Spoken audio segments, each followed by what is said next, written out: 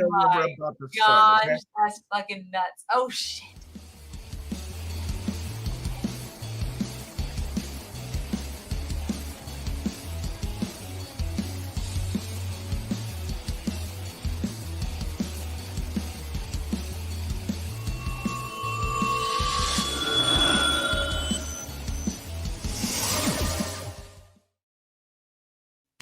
And Good that, evening. ladies and gentlemen, is a small taste of what the real Amanda is like behind the scenes. How is everybody doing tonight? Amanda, what are we doing here tonight? Welcome everyone. Welcome back to another episode of Reelz Talk. Amazing Amanda, Uncanny Omar, and tonight we're here to talk about my shirt, and then we'll talk about what the. Yeah, I don't know. I can't believe this is live. This is live. This is live. Kirsten, how are you, my friend? We've been on. This is live. We've been on. No, hell no! You did not buy a stupid shirt. Says if you feel it. You take one joke and you just run with it, don't you? You just run with it. Look at that shirt. Oh, look at that beautiful face right there. My gosh. Yeah. I'll be wearing that like every Reelz Talk from this point. Actually, it's better than your other shirts. Yes, what are we doing? You said to me, I didn't say it. What are we doing, Amanda? We're recapping. There's a lot of things that have ended this past week, and we want to talk about it. First, House of the Dragon Season 2. I know that Omar probably has some thoughts. I got some thoughts. Cobra Kai Season 6 Part 1. And then, of course, Batman the Caped Crusader, which came out on Amazon Prime last week. The full season, I believe it's 8 episodes. If no one's familiar with that, we talked about it a little bit. I think it's only 8 episodes. I'm almost done. I just got to the episode 7, or halfway done in episode 7. Yeah, I think I was about halfway in, but we'll talk about what we like and don't like so far about the. Okay. All I care about is Batman. I ain't watched it yet. Wait, but that's all you care about, man. Well, then for that purpose, we'll do it last, so you stick around. There we go. Yes, thank you everybody for joining us here tonight. This is my second live stream today. Got to interview Ann Nesenti earlier today. Oh, I am drinking Blue Moon, man. I am a basic bitch as they come sometimes. Blue Moon. Yep. Yes. Don't you nod your head. What do you don't agree with that? I can say that about myself. You can't. I can't. Okay. No. That's what I'm drinking tonight. Amanda's drinking water. Yes, I am. Yeah, I'm trying to lose weight before my Pete Wentz interview, so I need to lose some. I've got about a month or so. Is it like Pete Wentz doesn't like? Okay, never mind. You know what? I'm not even going there. Since she is wearing the shirt, Twister's being released. How? Video on demand already? Already? That doesn't seem like it was just in the Paramount, theater. Right? Okay, so not. Yeah, and it's still doing well in theaters. It's really shocking that they would already throw it out there. But good evening, Amanda and Omar. I really enjoyed Batman Caped Crusader, which we're going to be talking about. Hells yeah, I do need an orange, but I don't want to be that guy that calls my wife that tell me to bring. Because I feel like if I text Melanie to bring me an orange, she'll bring me a full orange, and I'm like, what am I going to do with this? I'm going to split it with my hands. Full of local brew myself. Might now make it to the end. All right, that's what's up. There we go. This is a tease at the end of episode 10 of Batman. Oh, I can't wait. Don't say anything. Don't say anything. I mean, getting a local brew that kind of tastes like Blue Moon, but more orange. See, I like it, man. I like that. What type of okay, listen. No, James, we're not doing that right now. I don't know. I haven't thought about it yet. It's not a long time. First of all, he's the one that's going to be holding the camera. I'm going to be asking the questions. Sorry, Omar. Despicable Me 4 was released yesterday on video on demand or in theaters. What are we talking about? It was released in theaters a few weeks back, so that's wild. Because that was just a week. This is the real question. Stop the BS. No, real question right here. No. When are we gonna review the Rebel Moon director's cut? The original Rebel Moon stuff. I don't understand the hate that those movies are getting. You ain't seen it, so shut up. I did watch you saw, the first one. And that was enough for me to know the non-director's cut. Oh, because the director's cut of Justice League was better than the original. I said what I said. This is a positive, honest community. We don't put up with that nonsense. Sorry about that, everybody. I'm going to apologize for my co-host. We'll let her back in, though. All right. What were you saying? Yes, it was a lot better. No, it was not. Yes, it was a 10 out of 10. My I review. gave that movie a 10 out of 10. That was a movie. James, what was my review score? Everyone knows how I felt. James, what did we review? Me, Maddie, and Amanda. What did we review? Not Rebel Moon. I'm sorry. Justice League, the Snyder Cut. Both said they're a waste of time. So I agree. I haven't seen them yet. Okay. No, they're not a waste of time. I did hear that she said what she said. She's out of her league, man. No. You mean the yellow characters that sound like Latka from Tag? No, those are Despicable Me. Yes, Despicable Me are yellow characters that sound like Andy Kaufman's character. Weren't you just the co-host? Damn. Yes, that's right. I've been putting a quarter. Looks like somebody's been drinking. Speaking of moons, I'm currently watching Moon Knight on my iPad and watching you all on my phone. That's right. That's so sweet, Maya's been going through all of the MCU properties she's not caught up with since Endgame. So she's gone. What do you mean still terrible? Rebel Moon isn't that bad. Yeah. Here we go. I actually like Rebel. Okay, here we go. Oh, it looks like somebody thought it was better than The Flash. Justice League, the Snyder Cut, Amanda, 7.5 out of 10. Omar, 9 out of 10, baby. Maddie, Maddie was I should have been. Maddie was keeping it real. We need to revisit that one right now. I wish we would, because you'd give it a higher score, and I bet I would too. Thank you for that, James.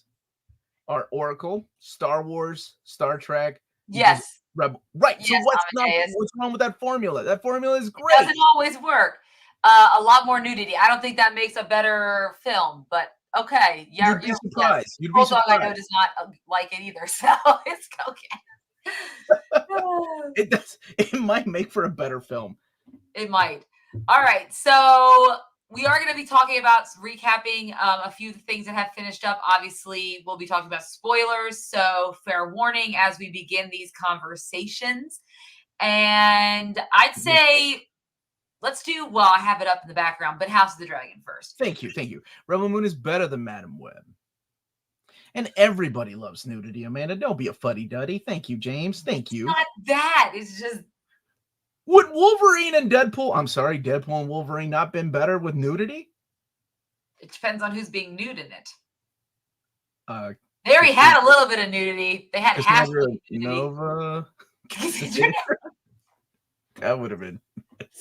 Hey there. Hey, Omar and Amanda. Hey, all you minties. Okay. Right now I am going to put a little ticker of our House of the Dragon Season 2 spoilery talk. And then you can come back whenever we don't talk about Season 2 spoilery talk. All right, Amanda. What the heck was going on in the season? Wow. Was there a contract in Matt Smith that was like, you must stay away from all these actors for the entire season? What is going on? What's up, John? What is up? So we spent 8 episodes getting up to it's the Battle of Gullet, or the Battle of the Gullet, which is the major battle. Oh my God, Ryan Wilson. Man, my man is already going to give me demonetized, right? I didn't read that nonsense out loud. And he means blacks in the show. Golly, Team Black and Team Green. North Carolina, bad name. All right. You see the colors of the girls' outfits? That should give it away. We did. We saw a lot of that. We saw a lot of male titties, but that's good for people that like that. All right, House of the Dragon 2. Speaking of titties. Oh, what? Yeah, there weren't a lot. Except I know we came so close. There was a kissing scene that I'm like, and that's just how you could tell it was not planned by the directors, because the episodes after had little to no interaction between the two, and when they did, it was very platonic. More of along the lines of what they've been, which is a advisor and a queen. So, and we're talking about, I almost said Miss Sandra, and I was like, that's not it, Miss Aria. And there's a lot of truth to this. This is what happens when you stretch a single book into 4 seasons. Haven't we learned from The Hobbit not to stretch things? Yeah. 4 seasons? I really thought it was going to be 3. Yeah. Whew. All right. So what happened in this book? So it's been a build up to this major battle that unfortunately we do not get to see in season 2. We see a montage of everyone readying for said battle, and then it cuts to black. So, and the reason Ryan Condal, who is the writer, creator of House of the Dragon, said is because they basically didn't have the budget to put on the Battle of the Gullet for this season. So, and they also want to give it its own full thing. So next season will be more of the Battle of the Gullet, which again, I guess dragons are more expensive than we figured, and that's why they weren't so prominent in Game of Thrones. Because CGI dragons are not cheap. And there's a crap ton of them. Oh, yeah, now you want your... Remember already a crap ton of them in this season. Not only do we have the original Targaryens and the Valerians with their dragons, but then we are also introduced to Vermithor and Silverwing, and then this mysterious dragon that apparently has been hanging out in the Vale in the wild for a long time that Princess Rhaena is going to discover and I guess eventually tame it and maybe ride it. I really don't know where this story is going because we never got to see the ending of that story either. That's for next season. But we are introduced to three new dragons. Oh, no, Sea Smoke was in last season. Silverwing and Vermithor, who are taken by new dragon riders, and these dragon riders are not full-blooded Targaryens. They are bastards of Targaryen kings, queens, siblings, etc. That was sort of established in the books of Song of Ice and Fire, when there was a lot of fan theories before the show even came out about Tyrion and Jon Snow being dragon riders. Unfortunately, just didn't happen in the show. No, we saw Jon Snow ride a dragon once, didn't we? I don't know. That last season was so bad. I am blocked out so much. You saw him. He rode a dragon once. No, he did. Yes. Someone correct me. Did he? I thought he rode a dragon. I mean, Daenerys, is that? No, not that dragon. Whoa! Not with his dragon. I'm just talking. What? Okay. Yeah. Go on. Anyway, so we are introduced to for a minute I did not know where this was heading, and I had forgotten about this part of the book where there are several, I guess, bastard Targaryens, Ulf, Hugh, the Hammer, right? And then a girl named Nettles, but they don't introduce Nettles. I don't know if they're going to use her or if that's not going to happen. And then, of course, Valerian's bastard son, who has now tamed Sea Smoke, who's kind of been, unhappy ever since her owner's death in last season. So we're introduced to these people early on, and it took me a minute to figure out why we were following these ordinary people's storylines. Ulf had mentioned he was part Targaryen, and everyone laughed at him and stuff. Oh. Thank you, James. I mean, that wasn't James. Bruce coming in with the heat. He rode a dragon. Right. He did ride one. All right. Once out of every 10 times, she can be right. That is correct. I can. Yes. He rode a dragon in Game of Thrones. Thank you for that. James did say he did ride one of Daenerys' dragons. Thank you. Go on, Amanda. No, yeah. So we are introduced to these new characters, and of course, their fate is that they are going to become new dragon riders. Why does this happen? Because in the show, Rhaenyra realizes that the only way they're going to win, because they're stuck in Dragonstone. They're not on the mainland. They don't have a lot of, Daemon somehow is in Harrenhal trying to get troops in the Riverlands, but it seems to be, not happening. They don't know what's going on with Daemon at all. And of course, when he had left Rhaenyra, they were obviously going through some marital problems. Essentially, the problem being that he truly that he's her uncle. Yeah, no, because he believes that he should be king and that she should not. That was at least what her feeling is about him. And so he's been stuck in Harrenhal. I guess eventually he does raise an army, but at first we think not for her, but for himself, because it sure seems like at first he's having 80,000 visions. Oh yeah, and he's having visions of things like having sex with his mother, killing Rhaenyra, slicing her head off as a young girl. There he is. Love is love. It is. Perfect. You were right. It's like confusing. I haven't navigating through the Marvel universe for decades. You're not a fan of fantasy? Oh, dude, go watch Conan. I'll get you in the mood. Yeah, oh sure. It's very easy fantasy for Conan. What do you mean easy? All right, go ahead. Anyway, so so he's been stuck in Harrenhal trying to raise an army. Sir Simon we have Strong not talked about Batman yet, but I'm really looking forward to it. Yes. So Sir Simon Strong has kind of taken him in and said, hey, no, I mean, I'm going to open my castle to you just because Larys, club-footed Larys is over there in King's Landing. It doesn't matter. We support the true queen, the one that the king had said was going to be, the true heir. So that's who we're supporting. And of course, that means he also has to get the rest of the Riverland folks, to kind of heal. And that proves to be difficult throughout the season. And then he meets her name is Alis Rivers, and she is like a seer. I think that's what she is. A lady who works in the castle, and they have a lot of conversations about the future and things that have not yet come to pass. And she eventually, much like Galadriel, shows Frodo what could happen in the seeing the mirror. He also gets to see by going to the Godswood. He sees the tree, and he's able to have a vision.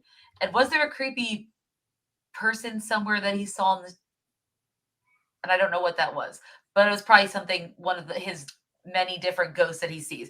So he has this weird vision that shows us, of course, what's to come. The long winter's coming, all that stuff. And then when Rhaenyra finally decides enough is enough, I'm going to go to Harrenhal because Sir Simon Strong writes to her and says, I smell treason. You need to come here quickly. She shows up, and Daemon's like, you are the true heir, kneels to her because of whatever this vision is. And he's like, winter is coming. And there is a lot of discourse online whether or not the Night King is the actual person they see, or if it's just one of his generals in the vision.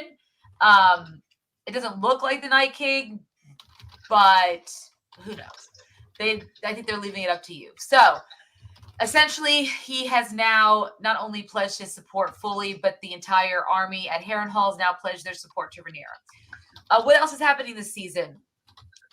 Poor King Aegon. Not a lot. I'll be honest. Not a lot, honestly. Not a lot.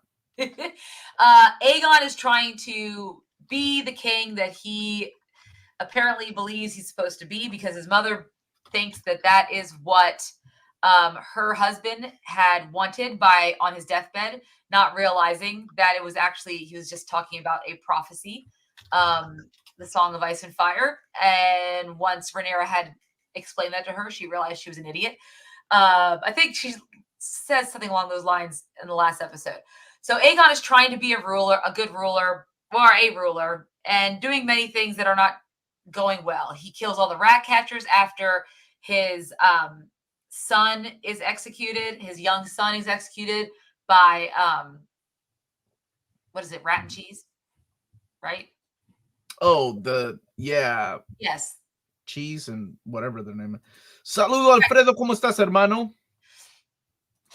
Sleeper. House of the Dragon is boring AF. Oof. Yeah, man. I think Amanda and I have texted each other a little bit something very similar to what you just said. Do go on. Yeah, so he decides to hang all the rat catchers. Of course, this sows discord among all the common people at King's Landing, and then of course the Valerians, the Sea Snake. He has Corlys. He has a blockade up, so there's not getting anything in and out. So of course, people in King's Landing are starting to have dissent, and so Rhaenyra sends some boats over of food, and now people are like, "Oh, the Queen, she still cares for us, even though she's not here." And of course, this does not look well for Aegon. And then Aegon ends up not meeting his end, but at least his end as king by way of his own brother, Aemon. Aemon is obviously believes he's a better warrior, believes he should be king, even if he's not the oldest son. He believes he should have power because of he's the fiercest warrior. And he is, and he has the largest dragon. But he also is quick to anger and does not make great decisions. And one of those decisions being that when they are on the battlefield, yes. Oh, hey, Phil. Oh, it's not you. I've already said hi. Yes, we get to see the children of the forest. They're also in that vision. Yes, and so is Daenerys back.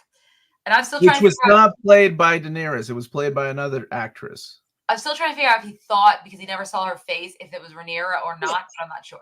It just wouldn't make any sense, right? It's not like this show relies on like visions of the future. Like that's not a thing. So it's not like, oh, it's Daenerys. Because I almost got excited. Oh, that's pretty cool. And I'm like, wait, what would he care?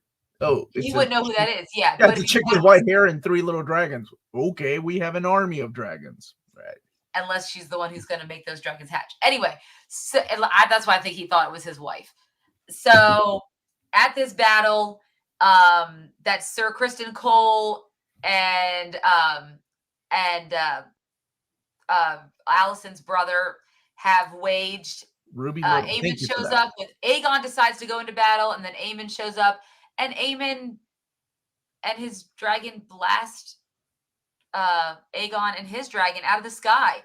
Aegon's dragon is dead, and of course, Aegon is severely burned. And also, as we learned in the last episode, he also lost his sausage. So he's like Jasper, like he's definitely Two-Face. Like yeah, he's like going like speaking of Batman. And you think he was going to survive. I think Aemon was coping he wasn't going to survive, but of course, the brothers were able to nurse him back to health. He's still not healthy, but he's also knows that with Aemon still in power, it's very dangerous for him. And then eventually Larys is telling him, we need to leave King's Landing because I think you're not long for this world if we stay here. And by the end of the season, both Larys and Aegon are leaving, absconding away from King's Landing. At the same time, when Alicent is promising Rhaenyra her oldest son's head in order to stop the conflict and bring everything to a close, because Alicent's realized that she's been on the wrong horse this whole time. She was wrong. Her youngest son is a monster. And she has been cut out of all the power that she once had. She feels like her voice is not supported at the council anymore. And of course, Criston Cole's already kind of turned his back, but backstabbed her in her own way.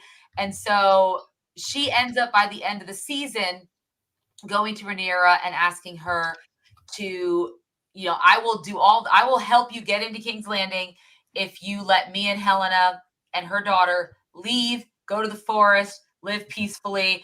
And Rhaenyra's like, only if you give me your son's head, son for a son. And she agrees. And so where we see her is, of course, standing in freedom on a hill, because I guess that's where we're going to end up seeing her. And then, yes, Ryan, yes, even though Otto went back to went away back. Yeah, we don't know where he is. And honestly, yes, we try not to talk about the books because the show might end up differently, and not everybody, like myself, I haven't read that book, but I've read Songs of Ice and Fire. Dude, what is up, Chris? I messaged you back, man. I haven't seen you in forever. Few minor nitpicks. I haven't seen the whole season. We are going to talk a little bit about it though. Yes. Yeah, go ahead, because you're almost done with the season, because believe it or not, what she just said, that might be one of the quickest Amanda recaps I've ever heard. Wait, we haven't got to everything. We have to talk about how the queen that never was, Rhaenyra ends up meets her end on the same battle where Aegon ends up severely burned. Her and her dragon go to fight Aemon, and unfortunately Aemon's dragon gets the better of her, but she gets to die on the back of her dragon, which I think is what a lot of Targaryens, that's how they want to die, is on the back of their dragons. So her and her dragon both perish, and in order to keep Corlys happy, her husband, Rhaenyra makes him her new hand of the queen. And so that happens in this season as well. And meanwhile, her oldest son, Jace, after they mourn the loss of her youngest son, Jace just kind of mopes around at Dragonstone, just about his parentage, and the fact that if all these bastards can have dragons, how does that make him special and make him an heir to the throne? Because he knows he's a bastard of Harlan Strong and Bela, his like betrothed. Her whole part of this season is basically to console him constantly and get his I guess his ego back up, or his self-esteem, that he is important, that he does matter. That's pretty much what Jacaerys's line is. He does do a little bit of wheeling and dealing with like Lady Jane Eyre at the Vale, but that didn't really go anywhere. And Kristen Cole is still a dumbass, and I think that's about it. That's like that's essentially the season. And yeah, it all leads up to a battle that we don't know where it's going to be headed. Yeah, this season felt like a build-up, and it's so weird to say that about a show that is called, Game of Thrones. Like, It feels like episode, you remember every season of Game of Thrones, episode 9 was kind of like the big one. Episode 8 was the build-up. Yes. This feels like an episode 8, the entire season. And I was waiting for and you know me, I love shows that are paced really slow, shows that have a lot of character-driven moments and a lot of dialogue. And this show has a lot of that.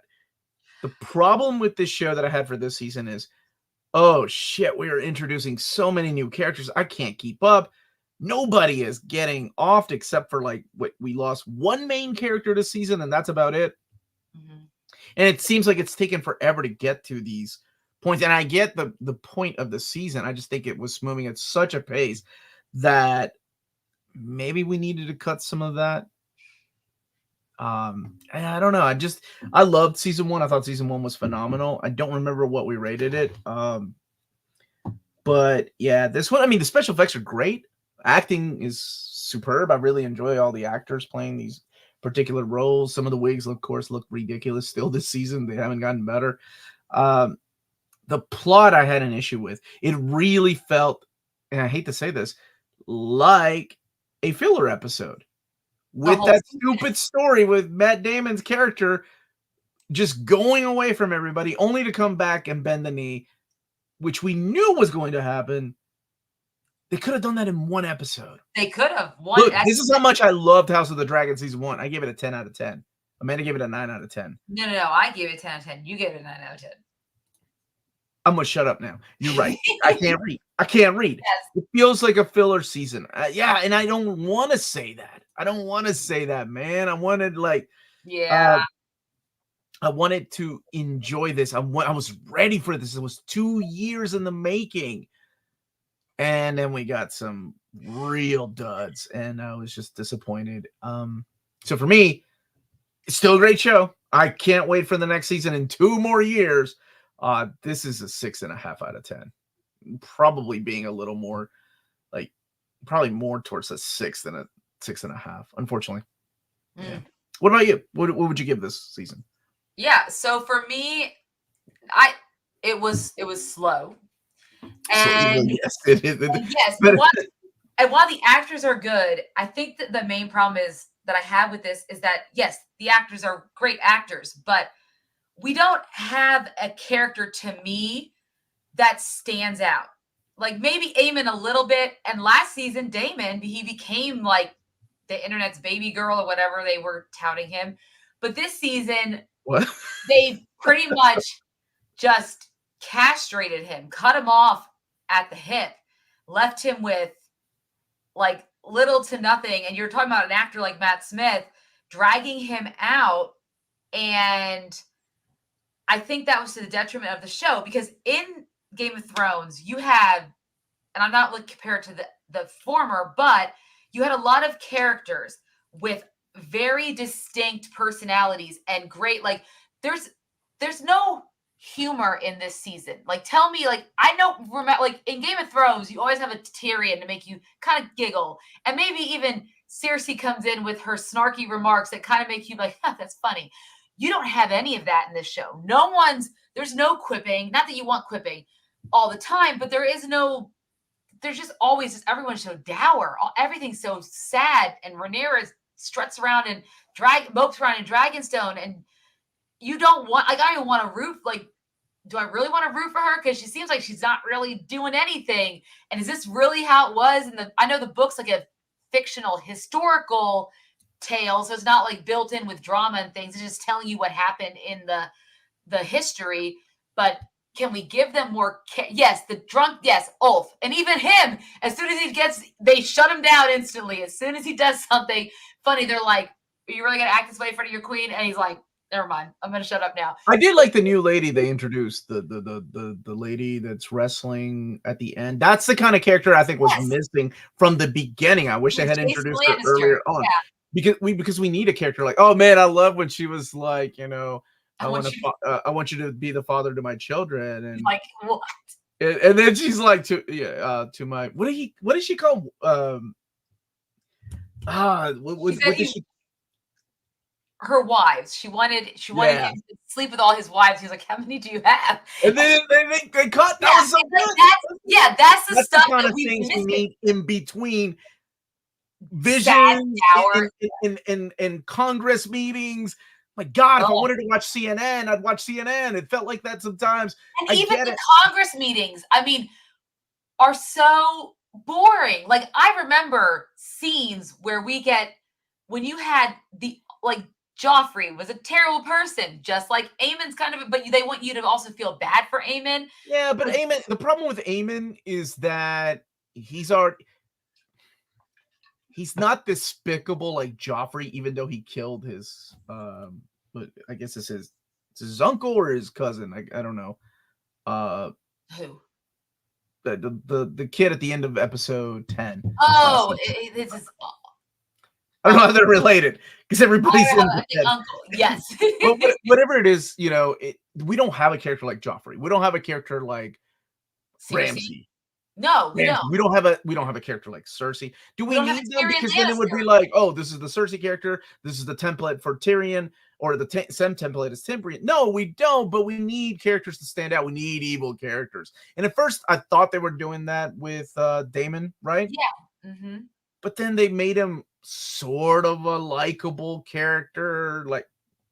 Well, and they could have made him more like a Tyrion, where he'd be kind of like he's witty, because he was in season 1. He seemed to be witty, but also like have this like kind of sly. I thought he was going to be the one making moves, but then they stuck him in Harrenhal for a whole season, making no moves, not being able to play anybody. Yeah, anybody. You have a great summary of relationships. Yeah, right. It's like I can't remember.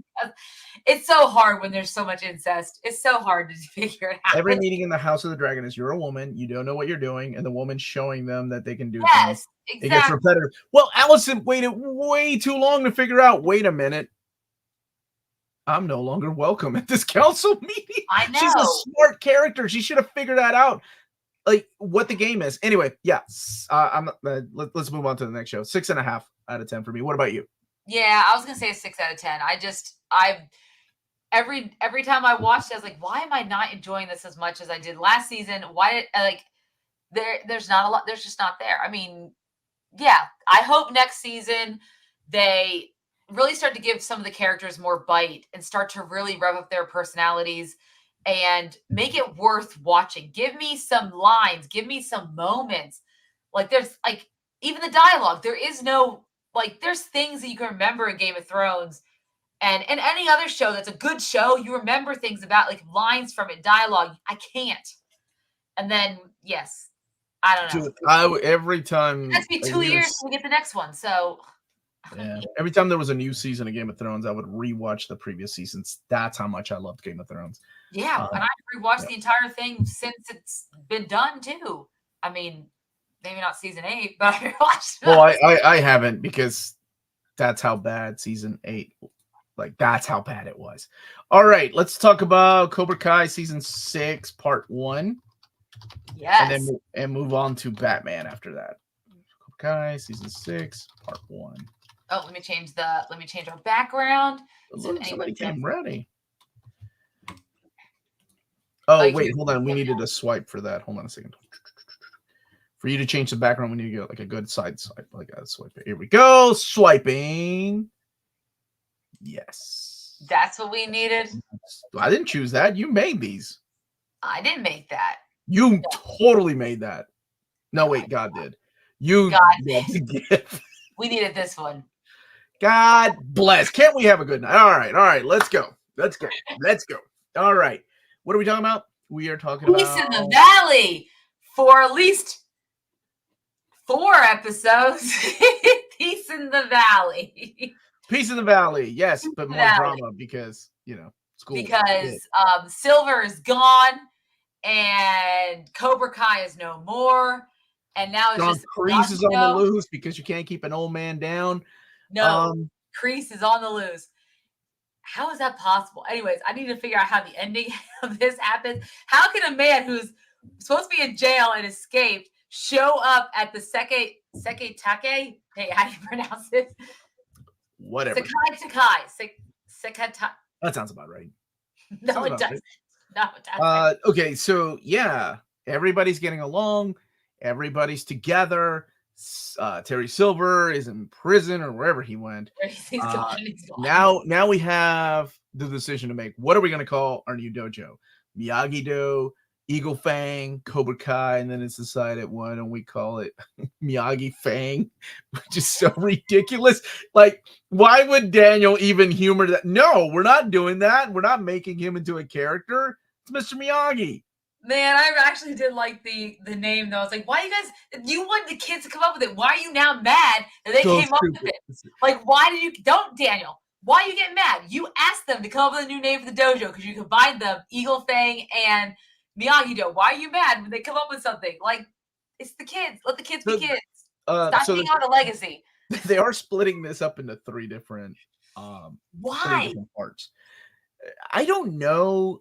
I think honestly by season 4 they had ran out of ideas, because if you think about this season, it is the exact same recycled stuff that they've used for the previous 2 seasons.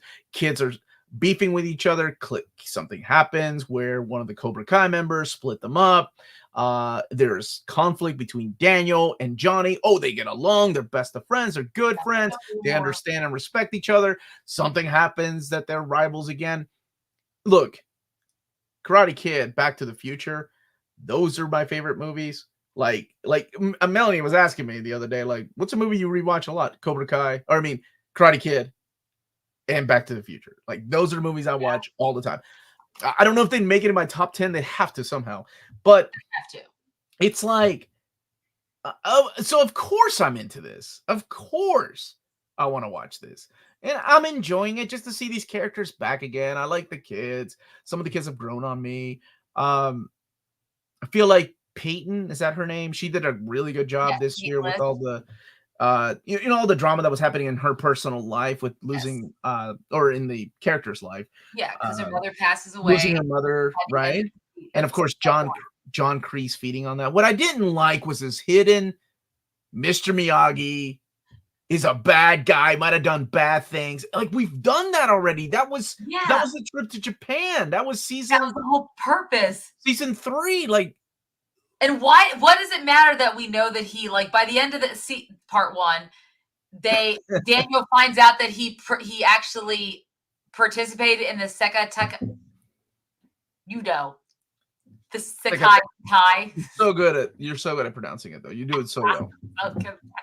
Go away. So, what's the point of that? Is it a bad thing? I mean, they're going to it, so I don't understand why that was the big revelation. It was very weird. A lot of recycled stuff. We got Peyton's character, oh my god, Tori, and Daniel's daughter. What is her name? Sam. Sam and Tori. Obviously they started off, even though they're in the same dojo now, they still have some beef because Tori technically won the All Valley last year, but only because Kreese paid off the refs, and she knows that it's tainted. Sam knows it's tainted, and there's still some beef there, but they're both dating the brothers, Miguel and Robbie, and there's so much teenage drama here. Miguel and Robbie want them to be friends. Well, I mean, let's face it though. I mean, this is what I like about the show. It's got old people like me watching it because I care about the characters, the parents, right? Yes. Shut up, Ryan. You go to hell. And it's got teenage drama, which gets new people to watch it, mainly a younger audience. I thought that the formula was done well. However, you also have to have growth, and you have growth, and then they take it away with the beginning of each season because you have to have conflict instead of like creating new characters. And I think they were trying to, but us old guard are like, no, you got to bring back Mike Barnes. You got to bring back Robin Lively. You got to bring back Allie with an eye. And it's like once the kids have that character growth and they're friends, you have to have conflict again because teenage drama. And you can, and there's some of it's organic, like Dimitri and Hawk. The whole you're not going to MIT, and Hawk's like, nah, man, that's not me anymore. I'm not a nerd anymore. I got a mohawk. I got a hot chick. Cool. I'm done, dude. I'm done with that life. Yeah, and so there's that conflict. Yeah, but then they recycled the whole, and maybe it's because they really never came to with Kenny and Daniel's son. Is it Anthony? Anthony, yeah. Is that his name? Yeah. They never really resolved their conflict. And so there's that. And then that young girl that came over from Cobra Kai that clearly has issues by not being the favorite, even though Johnny mentors her, she just doesn't like that she's not the best girl or whatever. So you have some of those new characters getting some of that drama, the younger characters, because obviously, let's face it, Sholo is on his way out. They did not barely anything with Miguel. I mean, he got deferred from Stanford. That was his big arc, right? And he's not the captain. Robbie beat him out. Wait. Mel Penguin will appear in the second season of Cobra Kai? Of Cobra Kai? Why are they bringing the penguins in Cobra Kai? There's better be some good. Look, let me tell you something. They better bring in Hilary Swank. I don't even like that damn movie. But they better bring her in. She's the last one that hung out with Mr. Miyagi. Candy Jams, you got any breaking news in that? All right, go ahead, Amanda. No, you're fine. So not much happens with Miguel, and I feel like either we're going, I keep thinking about it, so part 2, even though Robbie was captain, somehow Miguel's the one who's going to have to step in at the competition and end up winning everything. Maybe, or else they're just taking this to a point where they can write Sholo out because he is gaining some notoriety. This is the final season, though. I guess then there we go. Well, I guess he's not going to be in the Karate. Well, he could still be in the Karate Kid movie, which I still don't even know what that's going to be about because I feel like they've run out of ideas with Cobra Kai. That how can you make a whole movie that after this entire season but Jackie Chan's in it, so that's fine. Oh yeah, he's the saving grace. He's the saving. Not Jaden Smith. Not Jaden Smith. Okay. Yes, I agree. Next Karate Kid should have a bomb-ass song like "Gotta Be." You gotta be bad. You gotta be bold. Stop it! That soundtrack was beautiful because of the Cranberries. All right.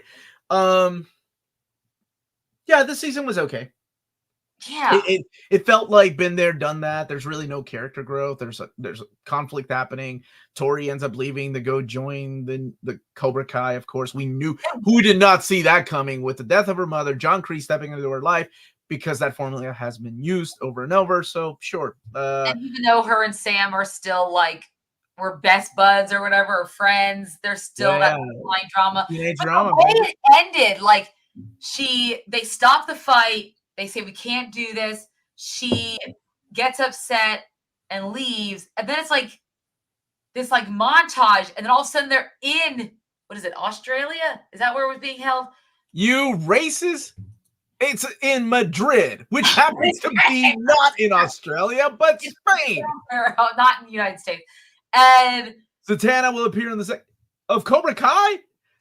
Why are we bringing in all these characters? Crazy, but they're there. They're at the Sekai Takai. And that's when we get her reveal. It's wait, whoa, a lot of must happen in between there. Oh, and Johnny's having a girl. Him and Miguel's mother are Caped Crusader.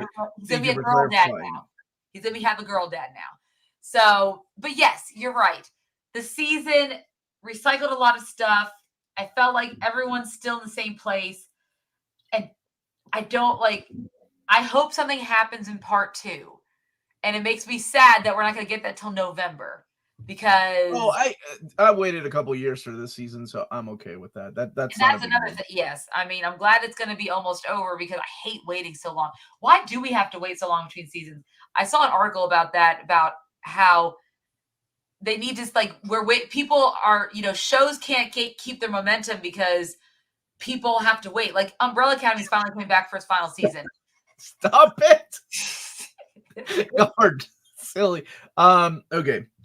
Yeah, Mike Barnes showed back up. Sure, that was cool. He was like, man, I'm getting my bad side back. He was the bad boy of karate at one time.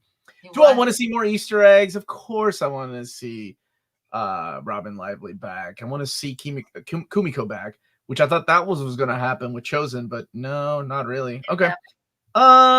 Chosen, what a character. That guy's so awesome, man. I love that guy. Well, I liked him as a villain in Karate Kid too. He's getting on Amanda's nerves. I'll tell you that. She's like, this guy, he's getting on her nerves. Well, he's been living there for a while. I know. All right, what would you give season 6? I can't believe I'm saying this.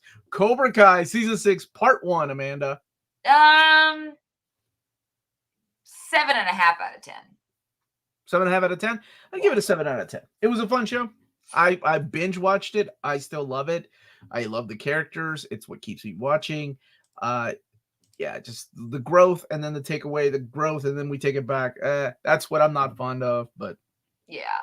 But it's still I guess we need a little drama though, so I guess that's at the same time, unlike House of the Dragon, it still has interesting characters and it still has some heart. Well, and things happened. Yes, and things have happened. Even if it made no sense from point A to point B, things did happen. There's still some fight. A really terribly planned slumber party by Johnny. Like, things at least have occurred. He was trying to get the girls to work together. And poor Kenny had a explosive diarrhea. At least things happened in this. Okay. There was fighting, at least in every episode. So explosive diarrhea. Yes, that's right. All right, let's get to the meat and potatoes of this episode. Batman Caped Crusader season 1. Whoa. Hold on, you didn't warn me. Now we need a little. Here, I'll do you a solid. Oh, sorry. Here we go. This one. All right, there we go. Okay. I don't like that one. So Batman. God, why does this? How does this keep every time I get in here and I'm like, oh, he deleted my gift. I don't delete things. You and Melanie fighting over what gets to stay and what goes. All I said was leave my ladies up at the top alone. Nobody delete those. Okay, so Batman Caped Crusader is really interesting because it was supposed to be an HBO show. Mm-hmm. However, HBO canceled just along with like everything, all the other projects. And not really HBO, more so Warner Brothers canceled these things. Yeah, 100%. Then it went over to Amazon. Amazon picked it up and decided to continue the series. You have executive producers and producers, Ed Brubaker, J.J. Abrams, Matt Reeves, and of course, Bruce Timm. And Bruce Timm is no stranger to Batman in an animated format. So it makes for a really interesting show. It's based a lot on the Silver and Golden Age era, mainly Golden Age, but that's in style. Batman is really interesting. If I don't know if you all have normal friends that don't know anything about comics. One of my favorite things my normal friends always ask me is like, when watching Batman the animated series, they were like, when does this take place? It makes no sense. It takes place in the 40s, but they're still using modern technology. And I think that was the beauty of something like Batman the animated series, that it felt timeless. And I guess that's the kind of look they're going for this particular show here. When we talk about pacing, I actually think I like the pacing in this show. It reminds me of Batman the animated series a lot, in the way that it's slow, in the way the characters deliver their lines. And I enjoyed that about it because not a lot. I mean, we don't have a lot of cartoons like that. James made a comment right here that this is one of my takeaways from this. X-Men 97 was 5 times better than Batman Caped Crusader, and that's great. I loved X-Men 97, but when I think of like fast-paced cartoons, I think of X-Men 97. We like where things are just moving constantly. Batman's a lot slower, just like Batman the animated series was. And I kind of love that. He's a detective first and foremost. And when I think about building that detective, like the mystery and the intrigue of what's going on in that episode, that makes sense to me. That it would move a little bit slower than an action-packed X-Men episode. I really enjoyed the animation. I thought the fighting sequences were done well. The only thing that still to this day, even though it happens in every show, and I still cannot get used to it, are the CG with the animation overlay, like the cartoon overlay on it. So like the vehicles, whenever they're moving, they just look so stiff and just and that's weird. It's a weird word to use when talking about a car. But they don't look like they're truly in motion. They look like they stand out. And that is what I don't enjoy about animation of today. That all really started with a lot of the anime, like Gonzo Studio was really notorious for using a lot of that CG with mixed in with hand-drawn animation. Thank you, Bruce, for the super chat. They went to Bruce Timm to make a sequel series to Batman the Animated Series. He did not want to do that. He then came up with the concept of Caped Crusader instead. And yes, by the way, this is not a follow-up. This isn't X-Men 97. This isn't like Batman the Animated Series the next season. Because you couldn't do that, right? Like we don't have Kevin Conroy. We don't even have our Harleen anymore. She's gone. She passed away, I believe, last year. A lot of the voice actors passed away from Batman the Animated Series. I mean, you could still do it. So I don't know much about your history with Batman the Animated. I know you were a kid when that was coming out. Is that something you were even interested in, watching Batman the Animated Series? I know I've watched episodes of it, but it was not something that I watched. Like I've watched more X-Men, the original X-Men series, than I did that. I was really into X-Men back when I was a child because I used to watch that before school, that and Power Rangers. So I knew what I was into, apparently. Team ups of people. Colorful team up. Yeah, but Batman was not I remember seeing the animated series, but I don't remember it as far as like a part of my childhood. So, but that must have something to do with just DC in general. I find it interesting that this also has like some adult content as far as like the language, things you couldn't do in Batman the Animated Series, like some of the violence, right? I do like the idea of Ed Brubaker being one of the showrunners on this. By the way, I think James said that Brubaker was unable to return for season 2 due to the writer's strike and scheduling issues. Isn't The Adventures Continue the sequel to Batman the Animated Series? The comic book? Is that what you mean? Or because season 3 had the Tim Drake Robin in it. And then, of course, Batman Beyond, which was a true follow-up to that series. This is his own thing, and and by the way, I did not know until today that people were upset with it because I forget everybody comes from a different angle, right? Like if Batman is your thing and you love it and the characters are supposed to be portrayed the way that you always envisioned, then of course you have every right to be upset. I get it. Not everybody is okay with changes. I remember when The Batman came out and I was like, oh, this looks like anime ripoff garbage. And I love Jeff Mitsuda, who did the character designs for that show. And I ended up watching it. And, oh my gosh, that was in the early aughts. And I loved that show. Turned out to be, I really liked that show. Oh, I told you why I thought it was anime ripoff garbage. Because the main guy, the guy that did Bruce Wayne Batman's voice, was the same voice as Tuxedo Mask from Sailor Moon. Oh, like, I'm not digging this, but no, it turned out to be a really fun show. And then they had the movie The versus Dracula. So to me, like those characters were already interpreted in different ways. Like Joker looked a lot different than what I'm used to Joker looking like. So I get it. If characters don't look the same way as they do in the comics, but for me, it's never been a deal breaker. Is that the main issue of the show? Like, I don't know. I just I was in a group chat with some other content creators today, and they were talking about how there's a lot of people hating on the show because of gender swap and race swap. because well, I mean, we've had race swap already with Commissioner Gordon, right? In the Batman movie. Yeah, because Jeffrey Wright played. Yeah, he plays Commissioner Gordon in the movies. I think, and then they were, well, from what I was told, I haven't seen any reviews because I really don't care about looking at other people's reviews. The Penguin gender swap has a lot of people up in arms. Oh, Oswalda. She kind of was. I'm just like, don't care.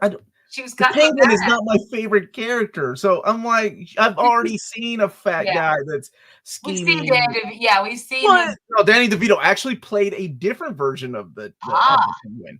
He was nasty. He was gross. He was mutated. He wasn't like like that guy that like Colin Farrell's. Yeah, I like that. So I like when they do things a little bit different.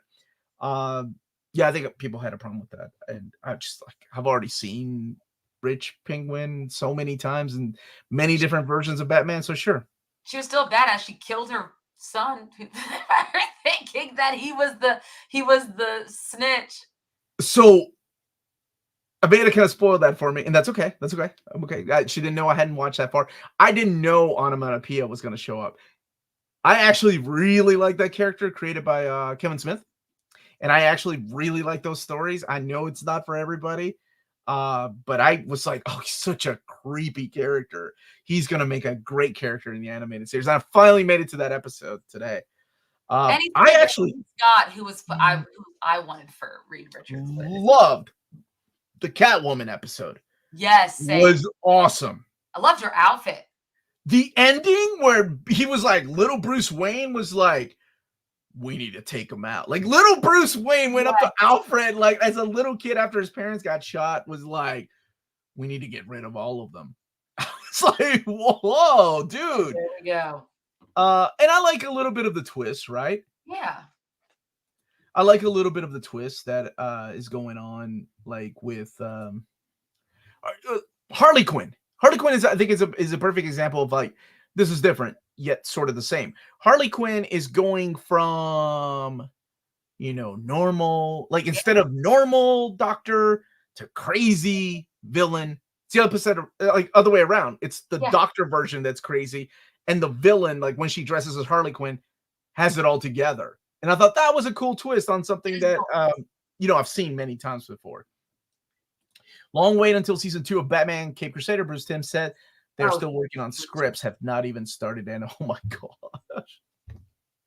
That sucks. Little Brucey was bad. Dude, I was the same. I was like, oh, that did not see that coming. I thought that was so cool. So much for temporary. Do you think do you think the writers of like sitcoms and stuff from yesteryears are probably looking at some of these writers who write all these shows for like Netflix, Hulu, etc., and they're like, you guys don't even know. We'd be in those writer rooms for like. I just interviewed Tat Stones on Monday, creator of Darkwing Duck, and it blew my mind to find I forgot about this. In the 80s and in the early 90s, cartoons were 65 episodes for syndication. You had to there's a reason why Carl Macek had to bring over 3 different anime to make one show here in America called Robotech.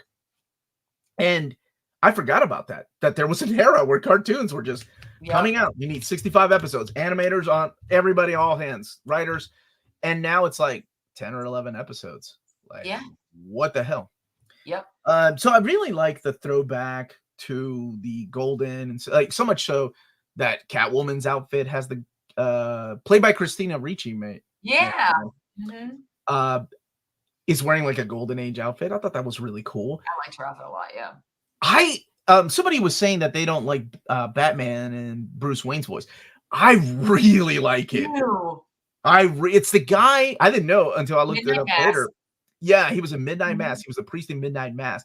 And I was like, damn, that Oh, that dude, it's like he's not doing Kevin Conroy because let's face it, Kevin Conroy Hamish Linklater will always be Batman in my head. Yeah, of course. That's Batman. That's Batman Bruce Wayne. But it's like he's not quite channeling him, but still kind of sounds like that. I don't know. I dug it. I actually really dug it, man. I thought that was good. Like his delivery as Bruce Wayne and Batman. I thought he did a really good job. The only person I had an issue with at first was Jamie Chung. Oh, as Harley Quinn? Because I didn't know that's what they were going for. Yeah. Oh, it's a crazy type of psychiatrist. I'm like, why is she voicing this woman like she's not all there? Is Jamie Chung just playing Jamie Chung? Not that she's not all there. I don't know anything about her personal life. She was fine as Mulan in Once Upon a Time. She was not crazy. Okay. But I thought, I was like, oh, that's the angle they're going. I thought that was cool. Yes. And Midnight Mass was phenomenal. Probably my out of those, though, each one of his shows are great. Out of those, it was probably my third favorite. The Simpsons still have 22 wasn't that 26, Bruce, at one time? 22 episodes a season. Thank you for the super chat, my friend. I would rather J.J. Abrams. I would let Paul Dini make it instead. And I'm sure Paul Dini will be involved in some way. He can't stay away from the character. So for the most part, the voices, Commissioner Gordon's voice was solid. Bab's voice was good. Renee Montoya, still kind of the same type of character. So was Harvey, like our Bullock. Yeah. Bullock was the same kind of character, although playing a little bit different.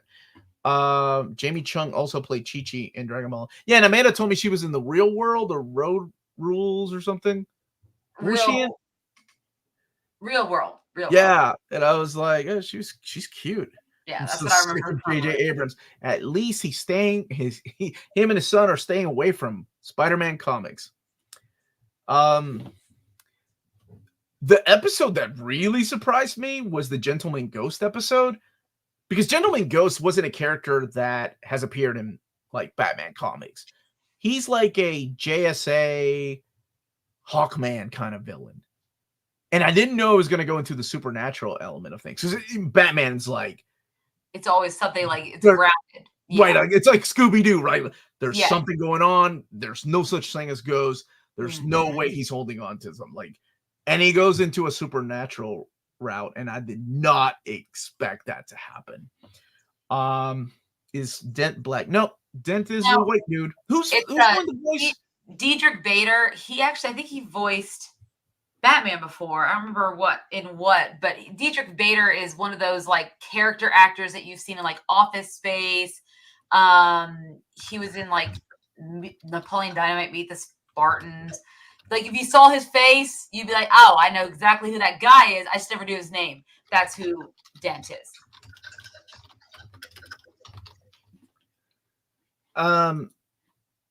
The plot itself, I thought, was really good. There were episodes that I thought stood out. Like the Catwoman episode was great. The Supernatural episode, and then the Onomatopoeia episode was awesome. Yeah. Bader voiced Bats in Batman Brave and the Bold. Thank you for that. Thank you. Yeah, I knew he voiced Batman. I forgot which one it was. Batman fought vampires and Colt, and it was more of a supernatural thing in the Golden Age too. Does he at least look like comic book Harvey? Well, he looks like comic book Harvey as of episode. I'm only on the 8th episode.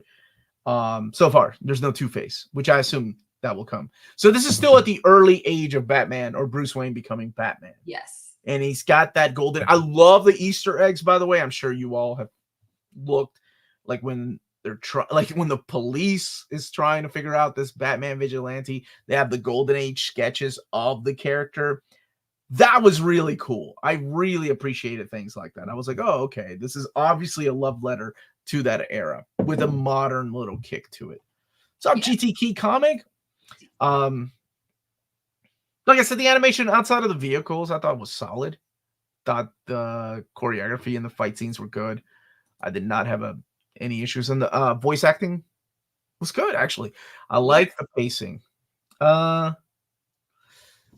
So I'm trying to think of things I didn't really dig about it.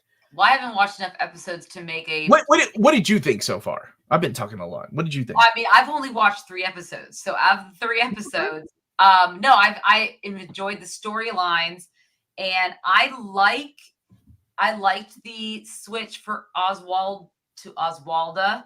I thought like that name is so stupid, but I know, but it made for a compelling character. I really liked the Catwoman episode. I think that's the last one that I watched in full, and I do like the animation. The cars are a little strange, but I do like the animation overall, and I really like the voice of Batman. That's probably my favorite thing about it, and I like Harvey Dent. I like the little comedic edge to Harvey Dent that Diedrich Bader brings. Like he's like always like kind of like joking around. Like he made that comment to like Barbara about keep trying to get her to come over him. Like little jokes like that. So I really liked his character. So far that's what I've been enjoying. But I want to finish it up so I can get to like onomatopoeia and apparently the ending because someone already spoiled it as far as what it's setting up for next season, which apparently we won't get for like 3 years probably. Yeah, I don't know. I'm not sure what other reviewers out there are saying about the show, and I can completely understand problems, but like I said, I don't need my comic book adaptations to be my comics.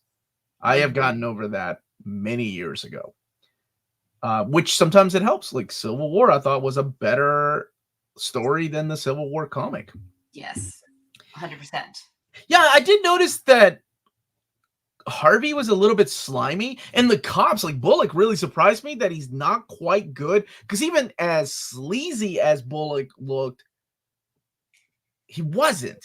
He was a good cop, and here he's more of a sleazebag, just trying to catch Batman no matter what. Every time I think of Harvey Bullock, I always remember the actor who played him in Gotham.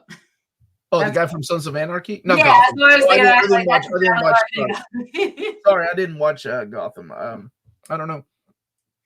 Yeah, who played him in Gotham? I've only saw one episode. I don't know his name. I did not watch that. As soon as you see him, he's one of those guys you cannot like ever. But this is the kind of shows I like: slow paced. Donald Logue. Who is it? Donald Logue. I thought you said Tone Logue, and I was about to. There's a voice actor we need back. Tone Logue. He was all over the '90s cartoons, man. Donald Logue. He was in Blade. He was Quinn in Blade. Oh, that guy. Yeah. I like that guy. Yeah, I love him too. He was in The Patriot. I remember The Patriot the most. That's what I remember. I felt like the overarching storyline was weak. I enjoyed the season, but I didn't love it. I wish the episodes were longer. They're only 25 minutes. Yeah, they're not long at all. Yeah, they don't feel long, but yeah, whatever. I'm okay with that. Tone Logue would be great in Caped Crusader. Tone Logue, we didn't see that dude for a while. Remember in the 90s, man? He was all over the place. Rapper turned actor. I'm trying to think of what else that... I mean, it didn't go in the way... Okay, I was worried that it was going to go the way of Batman the Killing Joke animated adaptation, where they have, like, actual sex in... I was like, I don't know. Like, I get it. It's for an older audience, but do I need that? Don't look skinny and old now. He's still cool. Dude, he's got the coolest voice. Tone Logue was in Ace Ventura too. Oh, I don't remember. Was he? Just watched the first episode of Caped Crusader and liked it, and honestly was prepared to... Look at my boy Doug Adams. Yeah, was not prepared to like it, but liked it. I thought it was good. Wait. Tone Logue was in the Ghost... No, you're talking about... No, Donald Logue. He was like, back in the 90s, like, he was that, like, he was like one of those sidekick characters. Yeah. He was in Blade. Look, Blade, got my hand back. Yeah.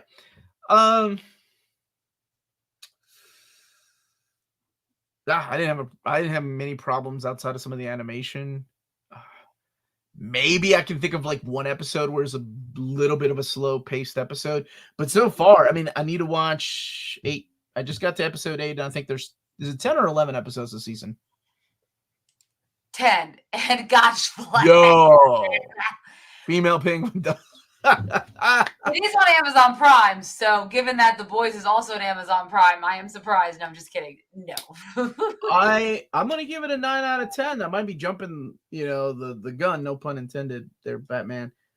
Dude, that gunshot at the end of that episode was so good. I like that. That was good. I was like, damn, this is dark, man. Yeah, 9 out of 10. I really enjoyed it. I'm hoping the rest of the season is just as good. What about you, Panda? What would you give Caped Crusader, what you've seen so far? Honestly, I mean, I don't even want to give it a rating because I've only seen like 3 episodes. I feel like it's not even 3 episodes is what usual reviewers get. That's true. I mean, so for my first 3, I would have to like an 8.5 out of 10 because I'm really enjoying it. So I don't know. I will finish it though. It would be so dope if we get a 40s Batman and Max Fleischer Superman. Oh, I love those cartoons, man. Team up next season, especially since the Lois from those cartoons showed up in the 4th episode. Oh, I need to go back and watch that. I haven't seen that. I don't know how they're gonna make a sequel to it. All the future Robins live together in an orphanage. What's up, Norwolf? I was really managing my expectations this easy. I watched 3 and fully on board. Also, keep looking for it on Max by default. Oh, because I was the same way. Everyone needs to rewatch Heat. Dude, what's up, Project Viking? I love Heat. Did they make a sequel or are they making a sequel to Heat? I can't remember. Yeah, so 9.5.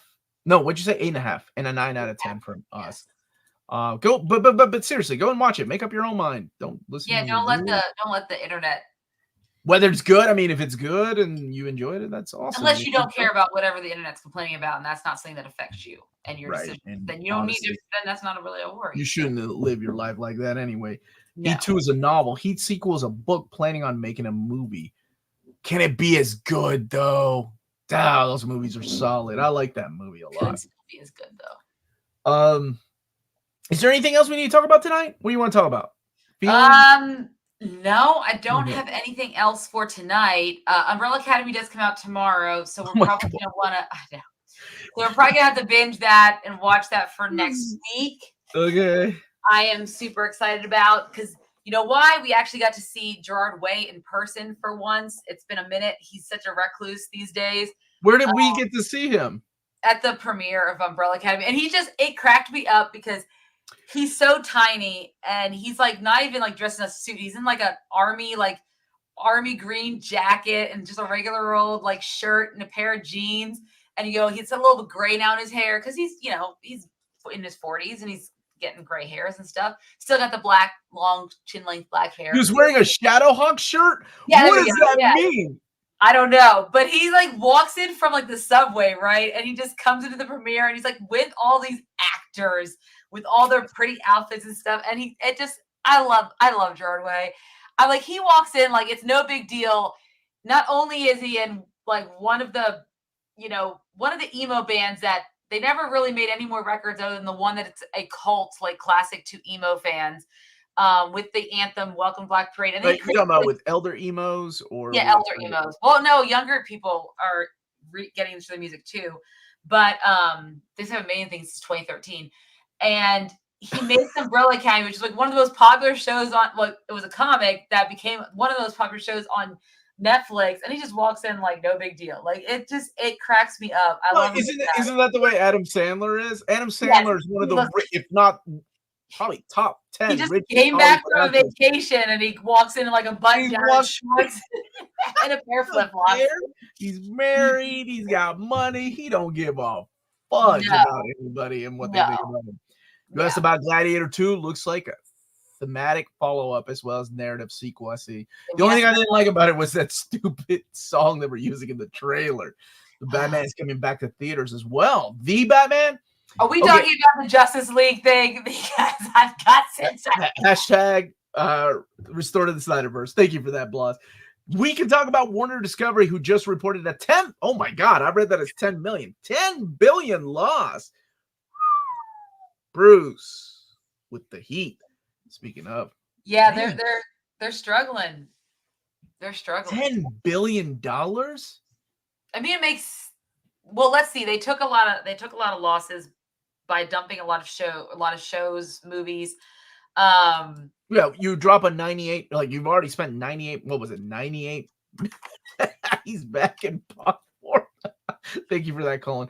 Well, I mean, they dropped like the Batgirl movie, right? They were already in $98 million, and they were like, "Yeah, it's a loss. Whatever.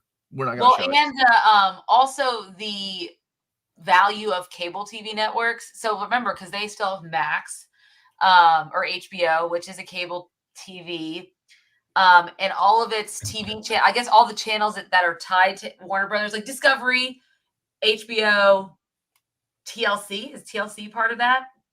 The Learning Channel? Yeah, was it bought out by Discovery? I think that is what they're blaming on.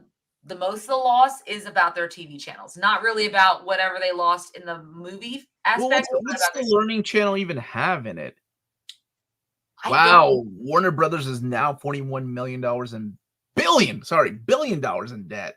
Let's hope that James Gunn is able to get at least his Superman movie made before they have to. Well, I worry about all this. How Zaslav has a job still. I don't know.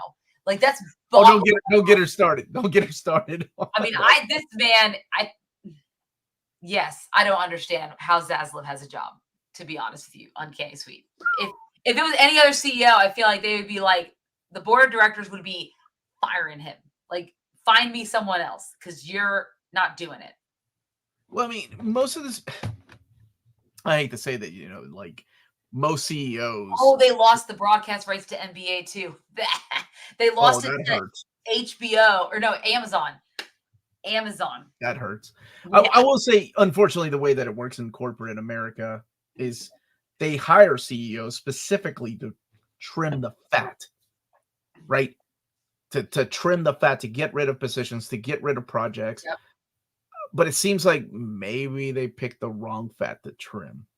Yep. Because it's been a few years. Were you surprised that Marvel didn't do more Deadpool Omni reprints for the Deadpool movie? I think beginnings would have been the reprinted since it has the first time he fights Wolverine. Maybe the Deadpool and Company Omni or Joe Kelly's Omni would have been reprinted too. Right. They did reprint Deadpool and Cable, which you all voted for. And I think that's about how they go about reprinting a lot of these things as they look at our list that you all vote for. Every once in a while, they will reprint things like Captain America or Iron Man that weren't on the list. I don't know. Maybe, and here's the thing, Mike Comics. I don't know how well those Deadpool Omnis sold. There is a reason why Deadpool doesn't really sell as much as he used to. Who knows? Maybe the movie will bring people back into the comics. That would be great. Yep, the fact that the NBA thinks Prime has a better streaming future than Max. It really does. Now, to be fair, their streaming is up. They added 3.6 million subscribers. They have about 103 million. But they still had a $107 million loss in that segment. And then they are suing the NBA to retain the rights. Mm-hmm. That Amazon now has. But over the course, since Warner Brothers since Discovery bought Warner Brothers, the stock has fallen 70%. It fell another 8% after this announcement. I honestly, when you see those kind of numbers, I still don't know why Zaslav has a job. I know this is why we keep talking about this, but Bruce just said 41 billion. That 41 billion, and I know you got to spend money to make money. And I'm sure some of that is going to be funneling, James Gunn's new movie or his new universe. Man, which one would you have them reprint if they asked you? Joe Kelly, Classic. It's called Deadpool Classics Omnibus, I think. Is it called Classics? Or is Classics the second one? No, Deadpool by Joe Kelly Omnibus. That's it. Yeah. I bet maybe Deadpool would be high on next year's poll. I hope so. Oh, I mean, to me, I go back to my Garth Ennis interview. To Garth Ennis, the point of The Boys TV shows to bring people into the movies. Yeah. That's why you don't see Garth Ennis be at the premiere with the actors and actresses. Mm-hmm. He doesn't care. He wrote the story, and he wants people to check out the comic. That's what he's about. And the older I get, the more I feel that. To me, the point of these movies and TV shows are to get people to read comics, because that's what we need. Yeah. Comics, I mean, obviously, comics don't sell as much as they used to. And these movies are making bank. I hope, again, Deadpool and Wolverine, I don't know how well they're doing right now, but... no, they're at 879 million worldwide. So not quite a billion yet. No, but they have this weekend to get up there, so I feel like that's where they're going to be headed. Yes, that is the one with Simone, Priest, and Palmiotti, right? after Kelly's bought it, but still haven't read it since 2015. St. David of Gabriel has learned that NMC market research is the route to go to for reprints. Everybody vote in the polls. Thank you for that. It's easy. All DCU has to do is make 40 Deadpools. Well, they have Harley Quinn, right? I mean, they very easily could make a very similar movie like that. But I don't think James Gunn is that type. Yeah, but unfortunately, you need someone like a Deadpool. Let's face it, Deadpool succeeds because not only is because the character is interesting in himself, but you have an actor who not only is pretty much the character, he embodies it so well. And damn it, if he's not his own one-man marketing promotional vehicle like that, I think he's the one who leaked the test footage of the original Deadpool. Yeah, which was one of the smartest marketing moves. He is a genius, like business level. I mean, Mint Mobile's doing great. But what that did was, there are people that are going to go see this movie because of Ryan Reynolds, right? And Hugh Jackman, yeah. What that test footage did was get a lot of young kids interested in Deadpool. They're like, yo, who's this funny guy that looks at the camera and kills people? That's badass. Yeah. And that's what you need. You don't give a crap about our generation, right? We're going to go see these movies. You need to worry about that TikTok generation that are making TikTok shorts. That's why you need that kind of promotion out there. God bless. Honestly, a Harley Quinn movie would work in the same way that a Deadpool movie works. But not as Lady Gaga. God, no, you need somebody charismatic. And I'm not saying she's not. I'm sorry. Let me take that back. You need somebody funny and charismatic. Yeah. That's the key to something like Harley Quinn working. Good. That's the key to Deadpool. It's like somebody that's charismatic. He says all these asshole-ish things that normal people might get canceled saying, yet he gets away with it because you're like, oh, he's funny. Oh, he's got a heart. He gets a pass. You know what I'm saying? Like, you kind of need that. Dragging Omnis around a convention to get signatures is the nerdiest work. Oh, absolutely. I've carried 3 Omnis in my backpack, baby. James Gunn's Superman movie is already doing well with merchandising. A lot of Superman shirts, hats have sold out. I want that DC logo on a t-shirt. Wait a minute. Deadpool and Wolverine still can surpass Inside Out too. Don't get a man named Bruce started on that. HBO has been around since the 70s. Thank you for the super chat, Bruce. Netflix only started really streaming since 2000s. Which one has 270 million subscribers? Not HBO. Well, to be fair, I still think it was a dumb move to take HBO off of the Max. I still call it HBO Max. I don't call it Max. And I know it's Zaslav's thing. I know it's his thing. But this is how much I did not like Harley Quinn and the Birds of Prey. I forgot that there was a Harley Quinn movie already. They did, and it did not do great. It just wasn't funny. Oh yeah, the Deadpool Evergreen stream will be tomorrow at 6:30. I've got so many streams. Friday is the DC catalog stream. Sunday is the recap of all the Marvel Omnis at 6:30 p.m. ET. Disney fans has finally broke even on their Marvel purchase. Has yet to break even on Star Wars. Yeah. Oh, that hurts. That hurts. I don't think they're. How? You have Star Wars. One of the dumbest things Warner Brothers did was drop the HBO from HBO Max just to make it Max. Like he said, HBO has been a name since the late 70s. Lady Gaga's basically playing Punchline. I don't know. I mean, it could blow me away. It could be great. Reynolds also has his own billion-dollar viral marketing firm. Also that. Go watch The Proposal, Ryan Reynolds' new film, Deadpool. I forgot about the return of the DC Bullet logo. That was my childhood, man. I love it. We are going to get him to watch. Are you going to? Oh shoot! When is that? Apparently Sunday. No. It starts Friday because I remember David. That's one of the reasons why a lot of these things were late. They've been working on San Diego Comic-Con and then they moved on to D23.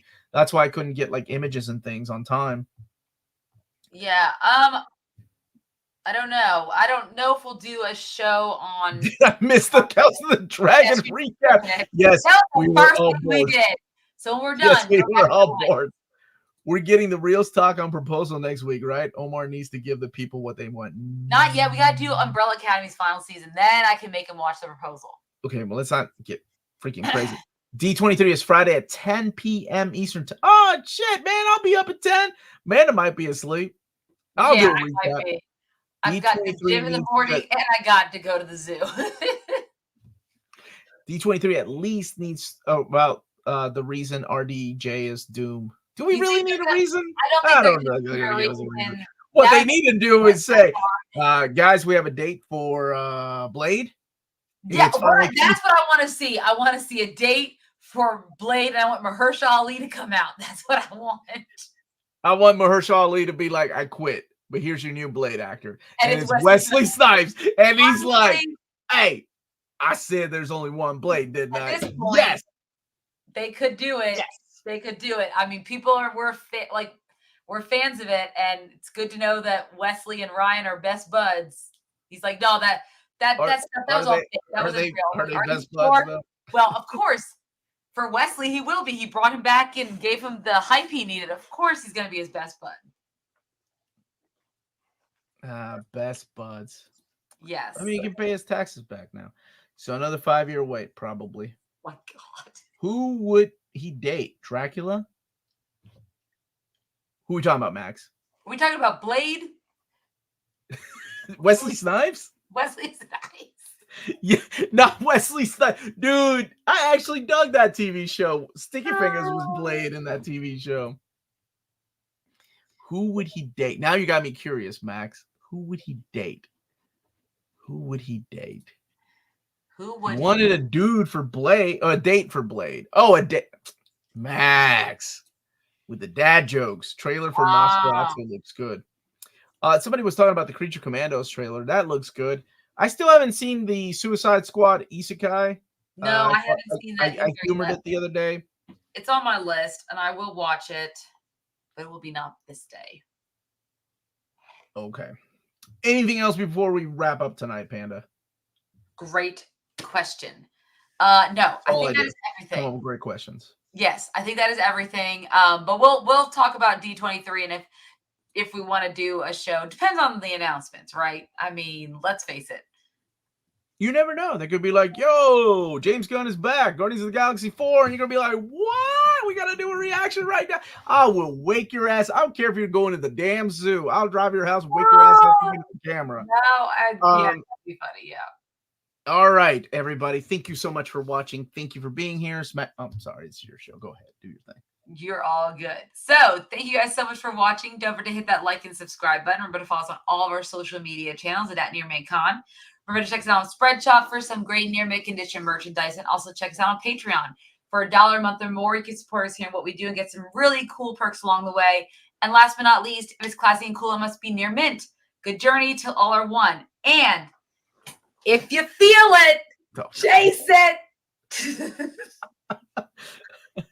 Bye, everybody. Good night, everyone. You want me to end it, or you gonna do? You got it. No, you can. I thought you always end it.